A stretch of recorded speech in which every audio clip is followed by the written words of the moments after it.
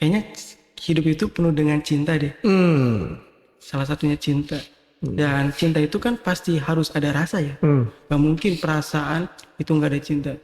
Nah makanya saya berpikir cinta rasa. Yang number 3-nya nih, kenapa duka? Karena saya yakin duka itu adalah sebuah harfiah dari cinta.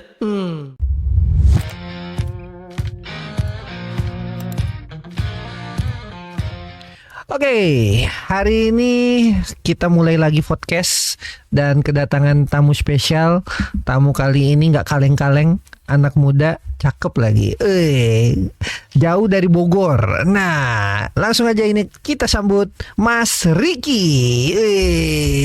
Gimana kabarnya Mas? Baik, alhamdulillah. Baik ya. Jauh-jauh dari Bogor. Bogornya di mana Mas? Bogor saya tuh di Campea. Campea ya. Iya. Mana? Curug ya katanya. Curug. Berarti kalau dari sini perjalanan berapa jam ya? Kurang lebih itu 3 jam. 3 jam. 3 jam. Motoran itu. Motoran banget. Gila 3 jam loh. Luar biasa loh dari Curug ke sini. Ngantuk ya Mas ya? Lumayan sih Bang. Oke Mas, boleh dong Mas di spill siapa sih Mas Ricky, aktivitasnya saat ini apa, boleh dong di spill ke Sobat Jembatan Mimpi Media. Assalamualaikum warahmatullahi wabarakatuh. Waalaikumsalam. Alhamdulillah. Sebelumnya terima kasih untuk Bang Rigel yang udah mau ngundang saya di sini di podcast Jembatan Mimpi Media. Kenalin, saya Ricky Akbarsa. Saya mengklaim diri saya sebagai pengarang yang udah nerbitin 3 buku solo dan beberapa buku antologi di penerbit indie.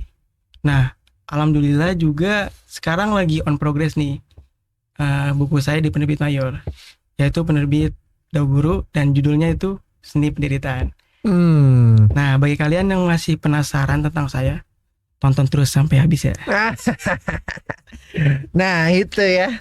Oke, kita sekarang mulai kakak. Yuk kita kulik. Boleh. Menarik boleh. Ceritanya Mas Ricky 3 buku ya tadi yang udah diterbitkan. Iya, itu 3 buku dari penerbit indie dan 1 buku di penerbit mayor. Sekarang mayor. Lagi coming soon ya. Dan saya juga kebetulan freelancer. Freelancer untuk di penulis dan di bidang editing apa nih, video atau editing foto atau editing apa? Semua video, konten kita ngatur hook dan scripting dan konten kayak gambar, carousel itu saya bantu. Kamu bantu juga. Menarik. Berarti ini udah jalan berapa lama Mas berarti? Kalau jalan udah lama banget sih. Saya nulis itu dari 2021. Nulis. Kalau untuk jasanya ini yang freelance-nya? Saya ini mulai kurang lebih udah 1 tahun ya. Setahun ya. Berarti dari 2025 ya? 2025 ya. Mas, boleh dong disebutin nama IG-nya apa Mas? IG-nya. Iya. Nah, bagi teman-teman yang penasaran IG saya, klik aja Ricky Akbar SH. Dan alhamdulillah udah centang biru ya. biar terverify. Iya. Mas, tadi kan Mas bilang udah nerbitin 3 buku. Kita pengen tahu dong Mas, backgroundnya Mas Ricky ini sebenarnya apa sih? Kok bisa tiba-tiba masuk ke udah nulis 3 buku ya kan? Terus punya ibaratnya ada keahlian gitu, salah satunya editing sama mengarang atau copywriting lah ya. Yang lagi hype saat ini bahasanya gitu, copywriting. Nah, boleh dong diceritakan. Oke. Jadi awal mulanya itu saya sekolah di SMK. Nah, saya itu jujur Bang, 3 kali nggak lulus. 3 kali nggak lulus. Itu SMK. Jadi saya punya ijazah cuman SMP aja. Itu boleh tahu nggak kenapa Mas? Nah, itu salah satunya itu karena broken home sih. Broken home. Oke. Jadi broken home itu yang ngebuat diri Mas saat itu akhirnya putus sekolah dan mulai buat kerja di parking. Mulai kerja di parking gara-gara itu.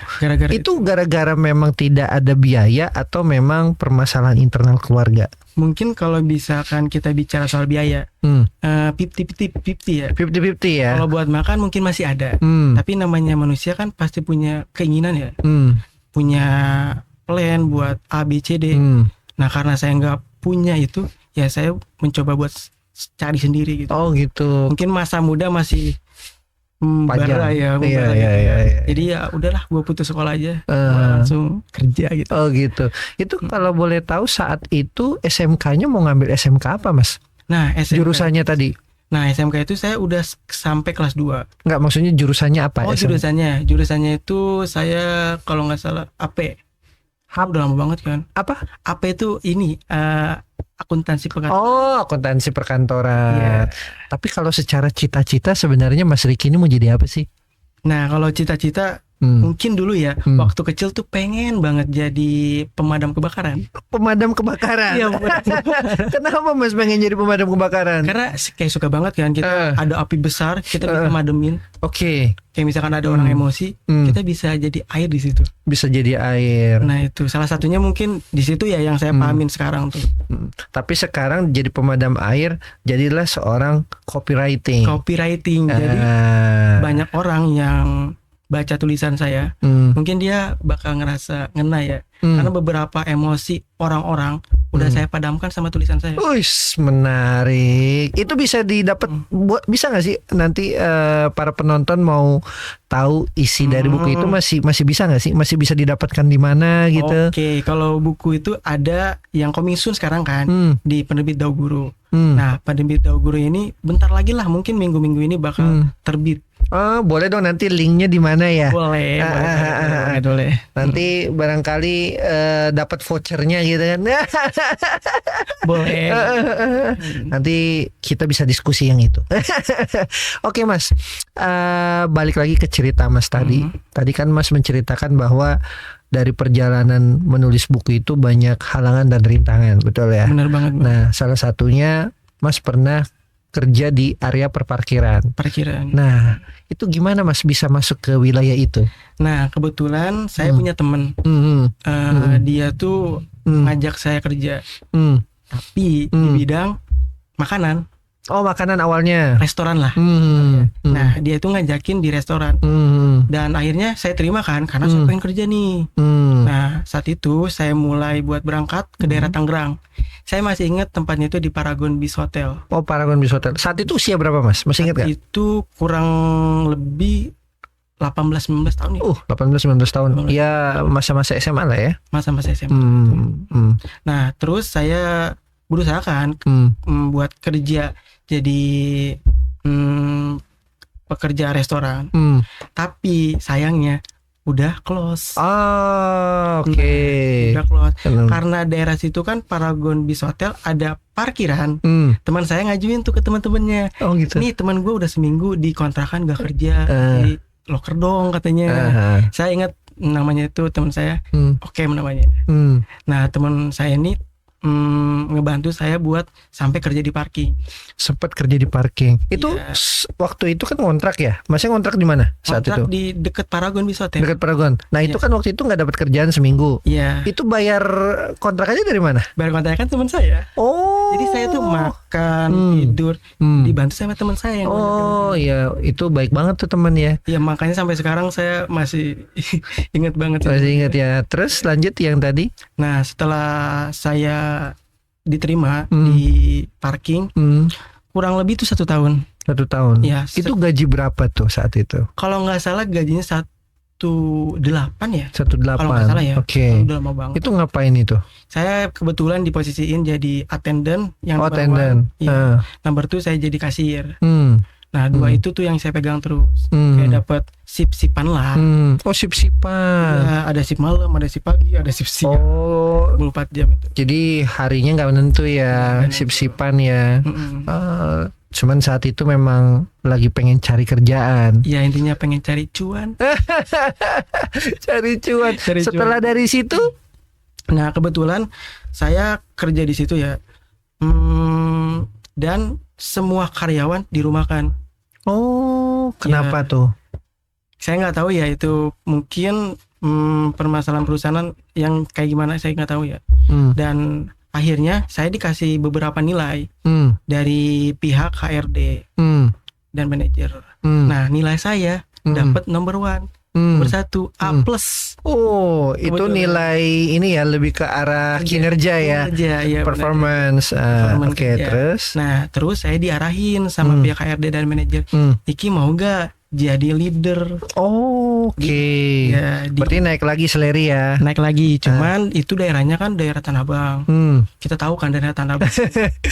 Luar biasa ya. Luar biasa banget ya. Iya, terus Sampai saya tuh pernah lihat orang ditonjokin sampai berdarah depan muka saya. Oh gitu. Seriusan? Itu karena apa? Kayaknya itu masalah sepele, apa ya, kayak minjem HP doang gak dikasih. Oke. Makanya hal-hal yang kalian gak pernah lihat mungkin ya, di Tanah Abang itu banyak banget hal-hal yang di luar nalar lah gitu ya. Oke. Mungkin bukan cuma di Tanah Abang aja sih, banyak tempat-tempat juga ya. Oke. Nah, setelah saya jadi leader di sana, kebetulan semua karyawan itu akamsi, Bang. Kampung sini ya. Kampung sini. Coba bayangin saya umur 20 tahun jadi leader untuk karyawan-karyawan yang kurang lebih umurnya itu 40 tahun.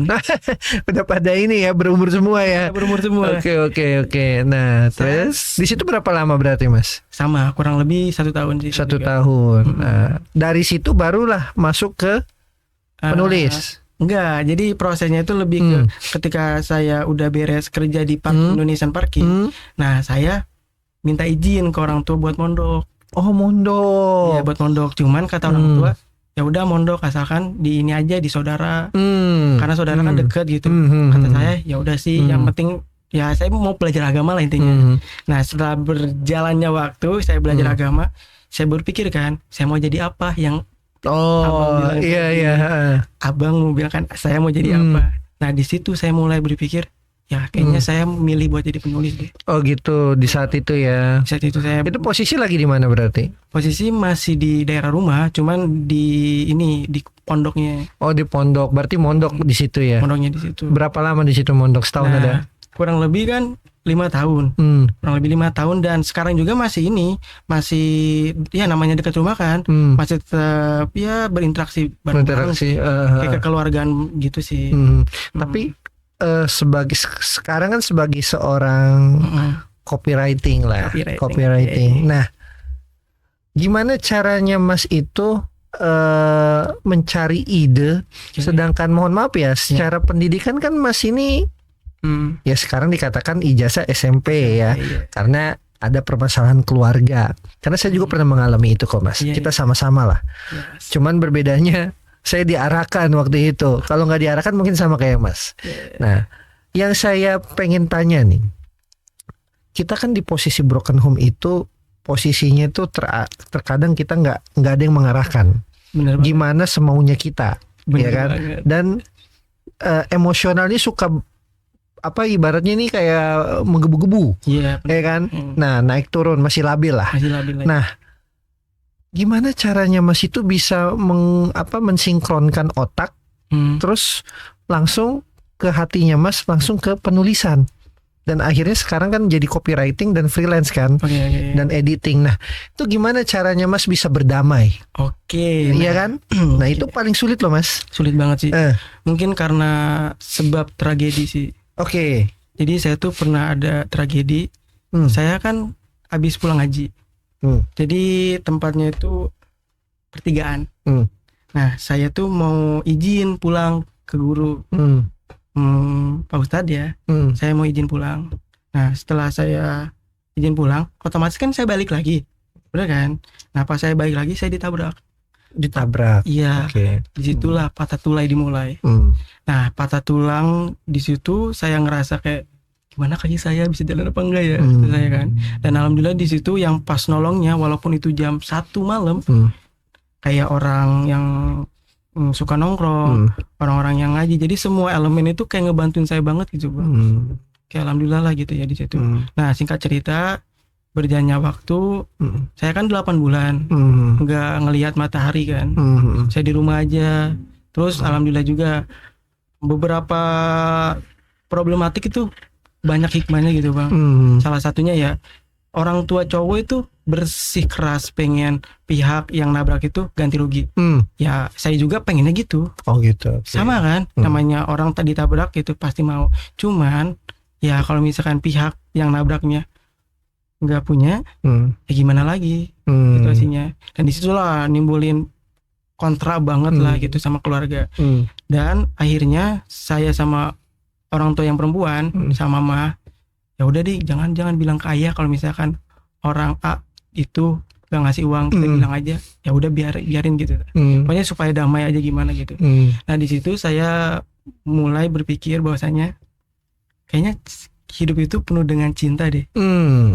Salah satunya cinta. Dan cinta itu kan pasti harus ada rasa ya. Gak mungkin perasaan itu gak ada cinta. Nah makanya saya berpikir cinta, rasa. Yang number 3-nya nih, kenapa duka? Karena saya yakin duka itu adalah sebuah harfiah dari cinta. Kebahagiaan, kesenangan, yaitu bonus. Kalau misalkan kita ngerasain susah, ya udah terimain aja. Menarik dari kisahnya nih. Ya terimain aja. Ya. Saya belajar nerima, saya belajar kayak oke, gua harus mulai dari awal kan.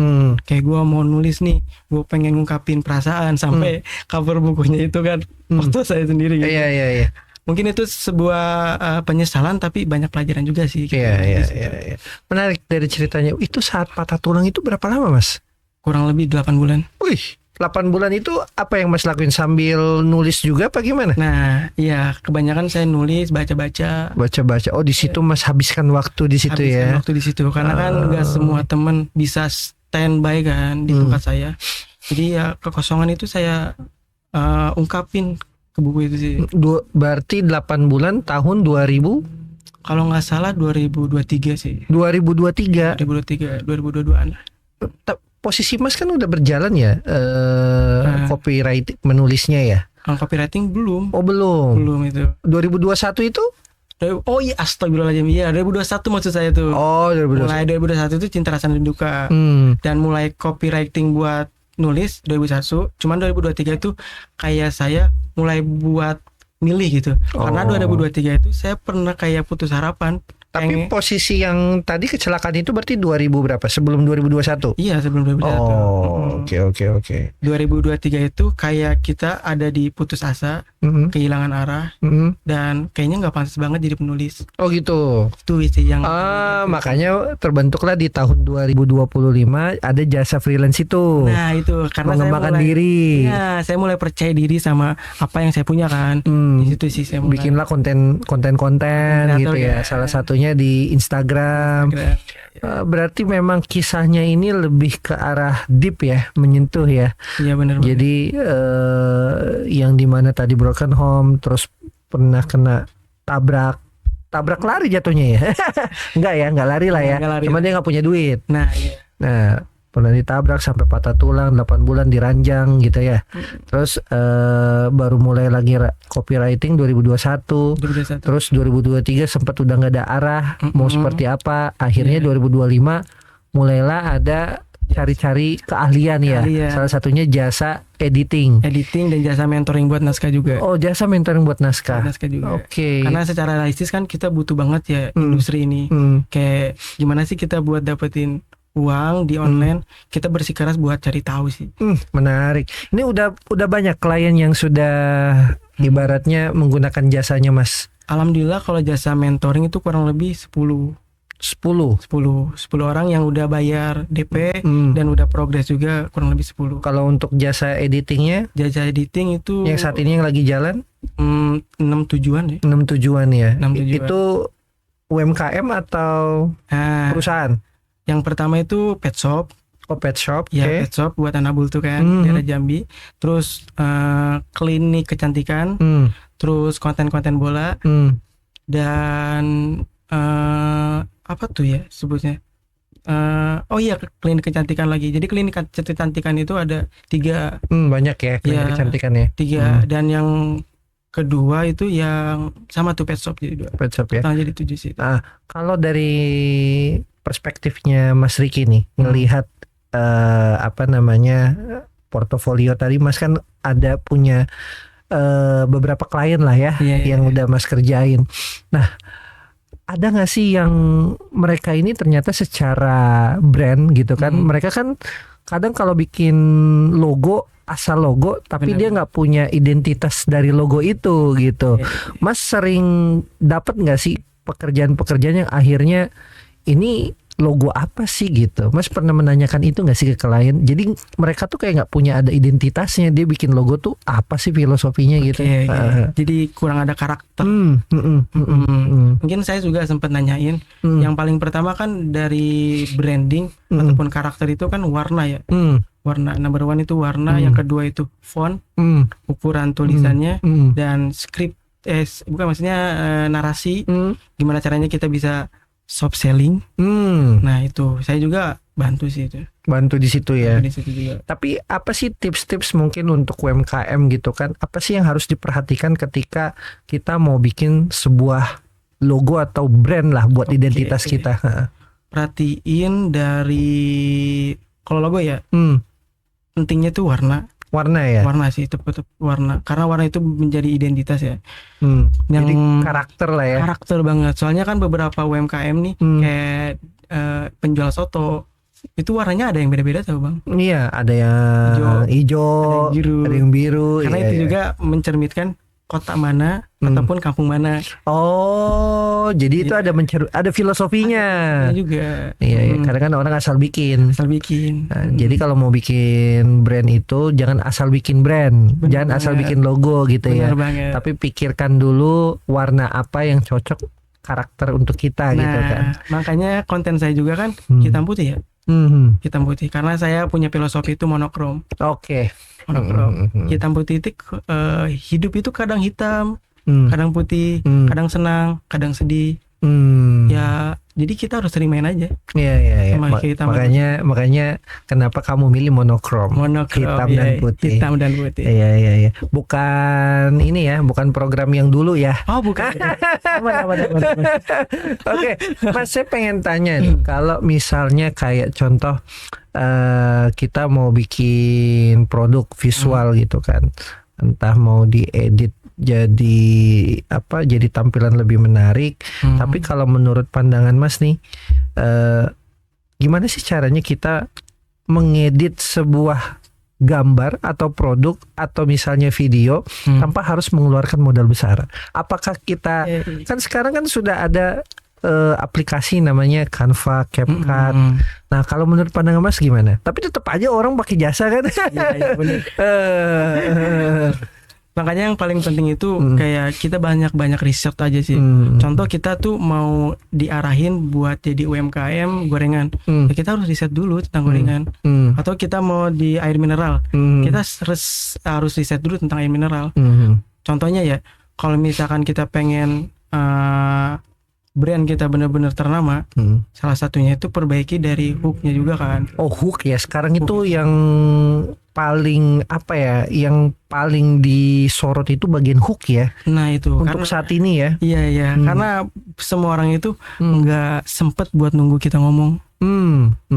Orang-orang itu pengennya langsung, lu mau apa gitu bahasa kasarnya ya. Iya. Langsung aja bilang masalahnya apa. Jadi kan hook itu seperti kontradiktif. Nah makanya kalau misalkan ada hook kontradiktif, makanya skrip ataupun narasinya itu harus menyelesaikan masalahnya. Ya misal kalau kita bikin konten nih, jadi misalnya konten tentang produk, berarti berapa detik pertama hook itu harus kita gunakan? 3 detik. 3 detik? 3 detik. Kita sebutkan masalahnya. Kenapa produk kita itu bisa menyelesaikan masalah mereka. Isinya? Isinya nanti penyelesaian. Bahwasanya kita bisa menyelesaikan masalahnya. Tapi jangan terlalu fokus sama produk. Oh gitu ya. Kalau misalkan kita terlalu fokus sama produk, fokus terhadap jualan, itu biasanya kurang soft selling. Kita fokus aja dari storytelling. Contohnya kan banyak juga ya, kayak Mas Gondrong. Mas Gondrong lagi ramai kan? Iya. Emang Mas Gondrong setiap hari gitu bilang, nih somai gue 100.000 gitu. Iya. Enggak. Dia emang ceritanya bagus, emang gondrongnya juga sih unik ya. Jadi poinnya adalah kita harus punya teks ya. Lagi-lagi kan konten ya. Konten apa yang mau kita kasih tapi kita selipin memang untuk penjualan ini dengan cara soft selling. Soft selling itu jangan terlalu hard selling ya. Jangan. Jadi apalagi kalau misalkan kita ranahnya ke Genji ya, kalangan Genji itu nggak mau disuruh tau bang. Oh gitu ya. Nggak mau disuruh, nggak mau digurui, nggak mau diajarin. Jadi tulisan saya juga bisa cek semuanya. Tulisan saya kebanyakan ya bisa menyadari karena ya saya terbuka cerita aja. Karena Mas memang sudah belajar dari trigger kehidupan. Kayak saya juga dulu mungkin kayak selalu nolak gitu. Nolak apa nih? Kayak dikasih saran, kasih motivasi. Ya mungkin emang saya juga ngerasain itu. Jadi ketika orang minta motivasi, ya saya kasih. Tapi kalau misalkan orang punya masalah, ya saya nggak mau ngasih motivasi. Ya kan gitu ngapain kan? Orang itu nggak bisa langsung terima. Ya karena posisinya saya pun kalau mau dikasih motivasi juga belum tentu saya terima gitu kan. Itu. Tapi Mas kalau misalnya saya kulik-kulik lagi ya, apa sih dosa paling besar yang Mas pernah lakukan gitu? Salah satunya misalnya, ini kita mau ngambil contoh untuk UMKM lah ya. Misal kan ada kesalahan-kesalahan fatal lah ketika dia mau bangun sebuah bisnis gitu kan. Salah satunya mungkin di kontennya atau di apa. Nah, yang paling saya tanyakan adalah kesalahan fatal apa sih ketika kita bikin konten di Instagram? Atau dari perjalanannya Mas Ricky dulu deh. Kira-kira ada kesalahan dosa Mas lah atau apalah yang sekiranya ternyata harusnya gue nggak ngelakuin ini gitu. Kalau dosa besar banget yang saya lakuin di IG itu terlalu konsisten. Terlalu konsisten? Terlalu konsisten. Gitu ya? Iya. Over konsisten itu nggak baik Bang. Ya? Enggak. Harusnya gimana? Kita harus punya ritme, harus punya pola. Jadi arahnya itu jelas. Tulisan saya nggak setiap hari, nggak setiap jam itu diupload.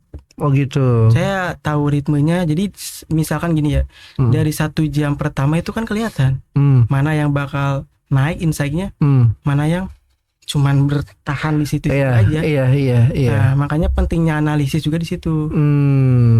Nah, kalau di Instagram itu cara kita mengeceknya dan kita mengetahui misalnya kita harus upload seminggu itu berapa kali itu gimana? Dari analitiknya, biasanya kan kadang kita ngelihat analitik tuh kadang masih bingung juga tuh cara membaca analitiknya seperti apa gitu. Ini pengalaman saya. Kalau di Reels untuk positioning saya sebagai sebelum 10.000 mungkin dari awal-awal 1.000 doang ya. Nah saya itu ngupload sehari 1. Sehari 1. Ya. Itu untuk pemula ya? Untuk pemula. Konsisten aja dari satu Reels 1 karena kan kalau fokus di Reels itu jangkauannya lebih luas. Beda sama postingan ataupun karosel. Nah, kalau misalkan kita fokus sama Reels aja, terus fokus, nanti ada disebutnya kayak step naik nih. 10.000 nih contoh udah. Nah, baru kita buat kayak karosel. Jadi karosel sama postingan ini buat mempertahankan followers kita. Jadi mungkin konten yang tadi berarti jatuhnya kalau kita bikin konten itu perlu nggak sih setiap konten itu harus kita video terus? Atau harus di mix ya kayak tadi Mas ada karoselnya salah satunya untuk mendukung argumennya yang di konten itu ya. Kalau ngomongin konten kan ada ini ya, ada 3 konsep seperti topu, mopu, sama bopu. Nah sederhananya gini, ada konten buat menjangkau viewers, kayak misalkan tren, ikutin tren kan, rame biasanya. Dan ada juga buat kayak shop selling, jualan. Jadi kita benar-benar fokus kontennya ini buat jualan. Ada yang ketiga buat mempertahankan followers. Kayak apa sih kemauan followers itu? Yang pasti yang sebelumnya kita upload kan. Itu jadi 3 konsep ini yang saya pakai terus sih. Jadi ada konsep buat naikin viewers supaya ngikutin tren, dan ada juga nih buat jualan, dan ada juga buat mempertahankan followers. Jadi poinnya ada 3 tadi, tofu, mofu, dan bofu.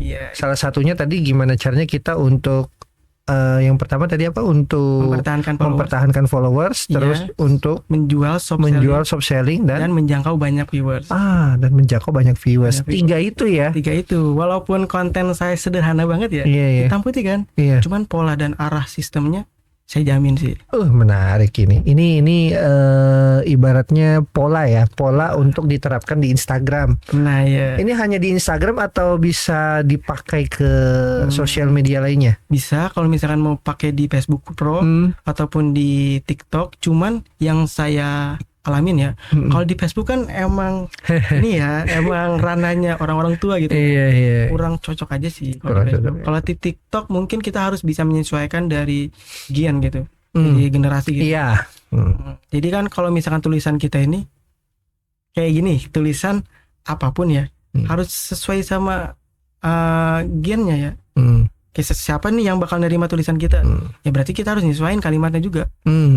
Ya poinnya kita lihat dulu sasaran pasar kita mau kemana ya. Kemana, baru kita pikirkan teknisnya. Bener banget. Itu sih awal dasarnya tuh kita paham dulu penonton kita, viewers kita yang mana gitu. Menarik. Mas, tadi kan Mas bilang sempat bikin buku Cinta, Rasa dan Duka. Iya. Nah, ini kan emosional semua nih, ya kan? Emosional yang Mas pernah alami dan jalani. Nah, gimana caranya dari emosional itu bisa Mas ibaratnya bisa Mas Mas tulis di dalam penulisan, akhirnya orang-orang itu bisa ikutan juga dari emosional Mas akhirnya beli. Nah, itu gimana tuh caranya tuh? Jadi kalau misalkan nulis cuman sekedar nulis, semua orang bisa ya. Iya, bisa lah kan. Cuman nggak semua orang bisa buat nulis dengan kejujurannya. Kayak misalkan perasaan sakitnya, kenapanya. Tulisan kita itu dipertanggungjawabkan tau. Tulisan kita itu apa yang jadi identitas kita. Jadi kalau misalkan kita punya quotes tentang rasa sakit, kalau misalkan kita udah pernah ngerasain sakit, orang tuh bakal ngerasain juga, saya jamin itu. Jadi makanya dari cerita-cerita itulah yang Mas alami, akhirnya Mas tuangkan di dalam penulisan itu, sehingga si pembaca itu nyampe rasanya gitu. Rasanya. Tapi awal mulanya gimana Mas? Contoh deh, misalnya kayak saya yang masih awam lah. Saya kan nggak tahu misalnya bukunya Mas apa gitu kan. Gimana caranya Mas itu bisa memberitahukan bahwa ini cerita saya seperti ini menarik loh, tapi kita kan nggak bisa menyampaikan bahwa cerita ini ketika kamu beli bakal ibaratnya kamu bisa merasakan kayak apa yang saya rasakan. Oke. Gitu.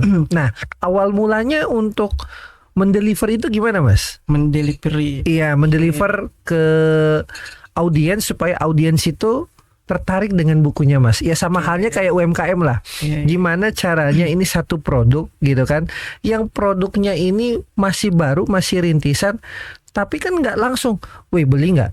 Kalau nggak beli, lu nggak bakal tahu rasanya seperti apa. Ini enak menurut kita kan, yang enak menurut orang belum tentu enak. Nah gimana caranya? Coba menurut pandangannya dari Mas Riki deh. Kalau misalkan untuk mendelivery, mungkin salah satunya ya kita harus perbaiki narasi kita.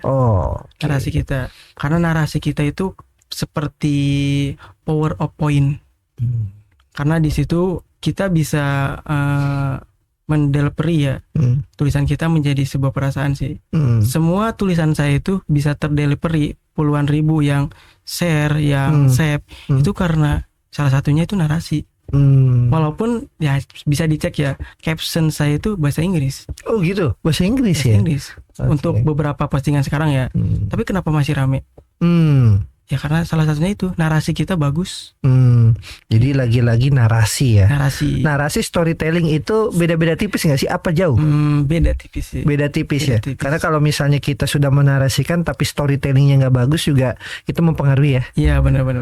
Kan kalau storytelling itu ada plot twistnya, ada plot hole-nya. Biasanya itu diimplementasikan di buku sih, ataupun di film kan.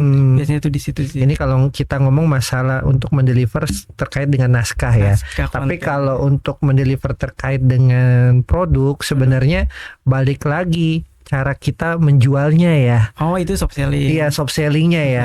Jadi untuk saat ini jangan terlalu hard selling gitu ya. Jangan. Jadi orang itu nggak mau tahu beli produk kita karena kita ngebuka produk kita sendiri.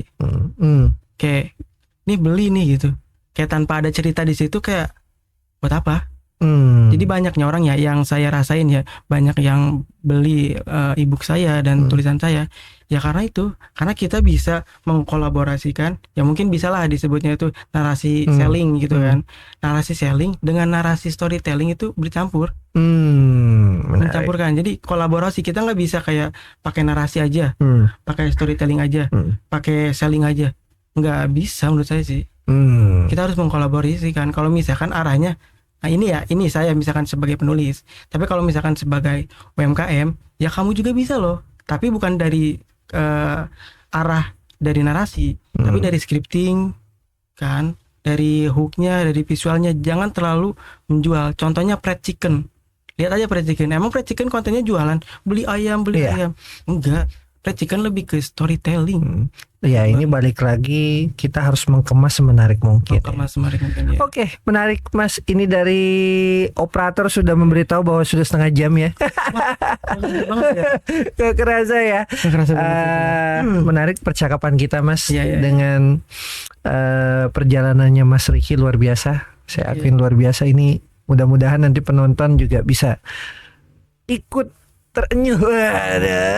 Amin. Mas, biasanya sebelum kita closing ada kata-kata hari ini atau quote-nya dari Mas Ricky lah yang bisa dibagikan ke teman-teman atau sobat Jembatan Mimpi Media bagi mereka yang masih mager, mau bergerak atau mau cari sesuatu, mau cari cuan, itu nggak instan loh gitu.